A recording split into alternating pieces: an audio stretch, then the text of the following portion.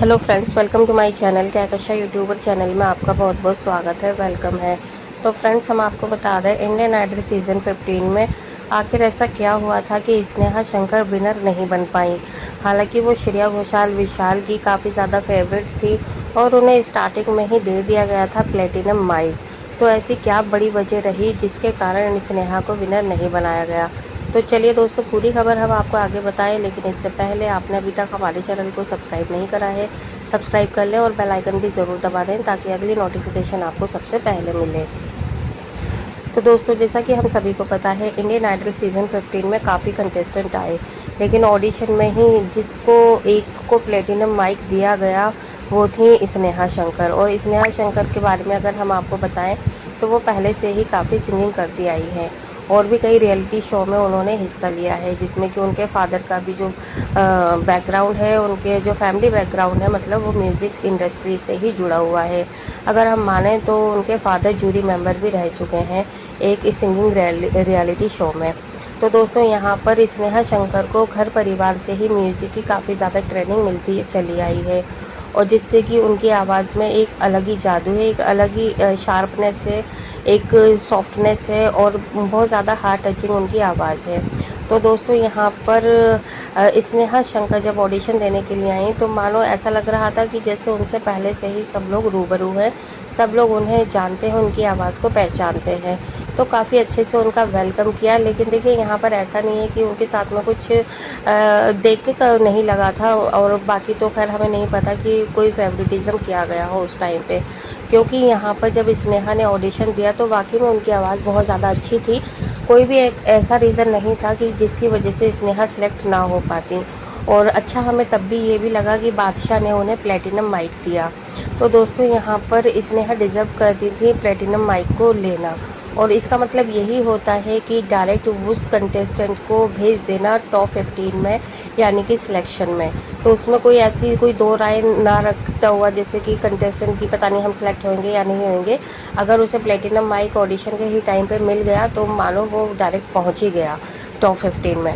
तो यहाँ पर स्नेहा के साथ में बहुत ज़्यादा मतलब एक तरीके से फेवरेटिज्म दिखाई देता चला गया फिर आगे आगे चलते हुए बढ़ते हुए, क्योंकि जैसे जैसे शो आगे बढ़ा, कंपटीशन आगे बढ़ा, तो वहाँ पर एक गेस्ट आते और जो भी कंटेस्टेंट आते दोस्तों, तो एक दूसरे को सेलिब्रेट करते कि हाँ, स्नेहा ने बहुत ज़्यादा अच्छा गाया है और हमने तुम्हारी आवाज़ पहले भी सुनी है, तो काफ़ी अच्छा गाती हो, काफ़ी सुरीला गाती हो। तो इस तरीके की उन्हें काफ़ी कमेंट्स मिलते चले आए और एक से बढ़कर एक जब उन्होंने परफॉर्मेंस दी तो यहाँ पर जनता जो थी वो भी उनके फुल सपोर्ट में आती चली गई। और जो उनके फ़ैन की पहले से भी फ़ैन थे, लेकिन ऐसा नहीं है कि इंक्रीज़ ना हुए हो, तो उनके फ़ैन भी यहाँ पर इंडियन आइडल 15 में आने के बाद इंक्रीज़ होते चले गए। और यहाँ पर सभी को यही लगने लगा था कि हो सकता है स्नेहा भी फिनाले जीत सकती है। लेकिन दोस्तों, जैसे जैसे कंपटीशन आगे बढ़ा और भी जो कंटेस्टेंट थे उनकी भी प्रतिभा सामने आती चली गई, निखरती चली गई, देखते चले गए लोग, जनता। तो यहाँ पर उभरते हुए सितारों में नज़र आए दोस्तों रागिनी शिंदे, प्रियांशु, चैतन्या, और हम भूलेंगे नहीं दोस्तों मिस्मी को भी, उनकी भी आवाज़ काफ़ी ज़्यादा अच्छी थी। और यहाँ पे दोस्तों अनिरुद्ध को तो मतलब उनके भी फैंस इतने ज़्यादा हो गए थे कि ये हो गया था कि शायद अनिरुद्ध भी जीत सकते हैं। लेकिन यहाँ पे जजिस ने कुछ ना कुछ गड़बड़ कर दी। जजिस ने पहले तो फेवरेट बना दिया स्नेहा को और फिर बाद में मतलब उनकी चॉइस बदलती चली गई। तो यहाँ पे जैसे जैसे कंपटीशन आगे बढ़ा, फेवरेटिज्म चेंज होते चले गए। यहाँ पे स्नेहा से बदलकर यहाँ पे फेवरेट बनती चली गई मानसी घोष। मानसी तो वैसे दोस्तों शुरू से ही फेवरेट लग रही थी, लेकिन इतनी ज़्यादा नहीं लग रही थी कि उन्हें विनर ही बना दिया जाएगा। तो यहाँ पे हमें ऐसा लग रहा था कि शायद जजेस कुछ अच्छा फैसला लेंगे, अच्छी यहाँ पर जजमेंट करेंगे, जो डिज़र्व करता है उसी को वो मतलब जिताएंगे। लेकिन ऐसा हुआ नहीं। यहाँ पे स्नेहा पूरी तरीके से डिज़र्व करती थी, लेकिन एक बड़ी वजह ये भी सामने आई कि उनका जो फैमिली बैकग्राउंड था वो था म्यूज़िक इंडस्ट्री से।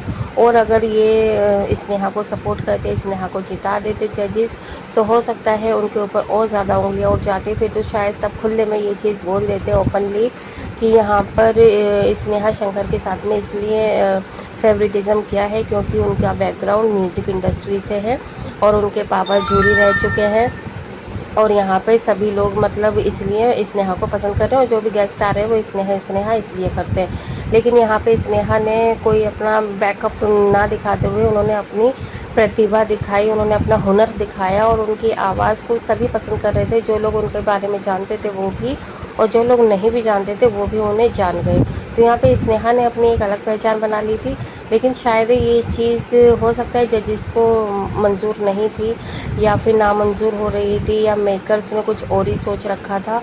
तो यहाँ पर स्नेहा को विनर ना बनाते हुए उन्होंने अपनी चॉइस बदल दी, इन्हीं शायद ब्लेम को अपने ऊपर ना लगने के लिए, और यहाँ पर बना दिया मानसी घोष को। क्योंकि यहाँ पर मानसी को भी पसंद ही कर रहे थे जजेस, ऐसा नहीं है कि वो नापसंद थी, और वैसे भी काफ़ी ज़्यादा ओपन हो चुके थे मानसी के साथ। उनकी क्वेश्चन आंसरिंग से पहले से ही उन्हें फेवरेट का दर्जा दे दिया गया था जनता ने। तो यहाँ पे लास्ट में यही ऑप्शन हो रहा था कि शायद शुभजीत जीतेंगे, मानसी जीतेगी, या फिर स्नेहा। लेकिन हमें नहीं पता था दोस्तों कि स्नेहा को सेकंड रनर अप बना देंगे, और फर्स्ट शुभजीत को भी शायद जानबूझ के फर्स्ट रनर अप बनाया, ताकि और उंगलियां ना उठें कि ये शायद इन दोनों को फेवरेट को बना दिया। तो दोस्तों यहाँ पर देखिए शुभजीत का अब कोई भी नामो निशान नहीं है, वो क्या कर रहे हैं, उन्हें क्या और ऑफर मिल रहे हैं, क्या नहीं मिल रहे। तो दोस्तों यहाँ पर बहुत ज़्यादा फेवरेटिज्म हुआ है, बहुत ज़्यादा नाइंसाफ़ी हुई है, गलत डिसीज़न हुए हैं। और यहाँ पर शायद कंटेस्टेंट जो सीधे साधे हैं उन्हें तो आज तक यही नहीं पता चला होगा कि उनके साथ में इतना ज़्यादा पक्षपात हुआ है, इतना ज़्यादा अनफेयरनेस हुई है। वो तो यही सोच रहे हैं शायद जजिस ने सही फैसला लिया है, जो इसका हकदार है उसे ही ट्रॉफी मिली है। जैसे कि यहाँ पर रागिनी ने कभी भी ये नहीं बोला कि वो नहीं जीत सकती, और उसने ये बोला कि शायद वही डिज़र्व करती थी मानसी। तो दोस्तों यहाँ पर आप हमें बताइएगा अपनी राय कि क्या ये सही है कि यहाँ पे जो जजिस ने फैसले लिए हैं इंडियन आइडल में वो सही लिए हैं, गलत लिए हैं, या कौन कौन डिज़र्व करता था इंडियन आइडल में ट्रॉफी को जीतना, वो भी आप बता दीजिए। और कहाँ पे कौन गलत है वो भी आप बता सकते हैं अपनी राय कमेंट करके। क्या स्नेहा वाकई में डिज़र्व करती थी अपनी ट्रॉफी को जीतना, टाइटल को जीतना, या नहीं करती थी, ये भी बताइएगा। तो दोस्तों वीडियो अच्छा लगा है, वीडियो को जल्दी से लाइक कर ले, चैनल को ज़रूर सब्सक्राइब करिएगा। अगर आप फेवर में हैं जजेस के तब भी कमेंट कर सकते हैं, फेवर में नहीं है तब भी आप अपनी राय बता सकते हैं। तो मिलती हैं एक और नई खास अपडेट के साथ, तब तक अपना ख्याल रखिएगा, बाय बाय।